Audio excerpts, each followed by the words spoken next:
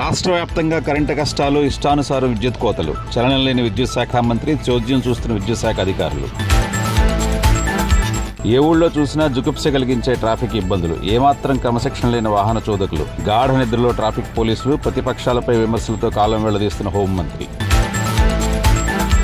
మహిళలపై రోజురోజుకి పెరుగుతున్న అత్యాచారాలు, దాడులు పట్టించుకునే నాదుడే లేక భయంతో బిక్కుబిక్కుమంటూ బతుకుతున్న మహిళా ఉద్యోగులు, విద్యార్థినులు.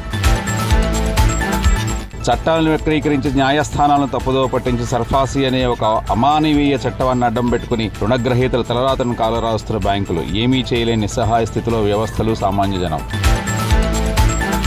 సంతానోత్పత్తి రేటు తగ్గుముఖం పడడం ఆందోళనకరం. భవిష్యత్తు పరిణామాలు ఆందోళన కలిగిస్తున్నాయి. జనాభా పెంపుదలపై త్వరలో ఉత్తమ విధానం. ముఖ్యమంత్రి చంద్రబాబు నాయుడు అధికారులకు దిశానిర్దేశం.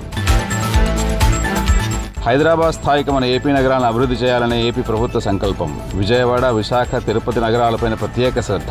ముఖ్యమంత్రి చంద్రబాబు నాయుడు ప్రత్యేక దృష్టి. వచ్చే వారం ఎంబీబీఎస్ ప్రవేశాలకు నోటిఫికేషన్. ప్రస్తుత విద్యా సంవత్సరానికి రాష్ట్రంలోని ప్రభుత్వ, ప్రైవేటు కళాశాలల్లో అందుబాటులో ఉన్న కన్వీనర్ కోటా, ఎంబీబీఎస్, బీడీఎస్ సీట్ల భర్తీకి వచ్చే వారం నోటిఫికేషన్ విడుదల కానున్నది.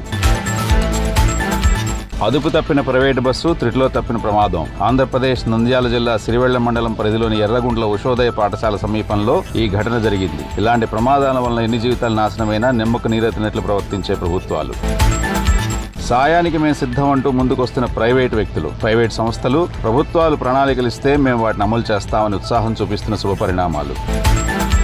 మరొక్కసారి వైసీపీకి ఓటేస్తే ఆత్మహత్య సదృశమే అంటున్న విశ్లేషకులు, పరిశీలకులు. కేంద్ర పాలన అయినా పర్వాలేదు కానీ వైసీపీ పాలన అయితే వ్యవస్థలు సర్వనాశనం విశ్లేషణ.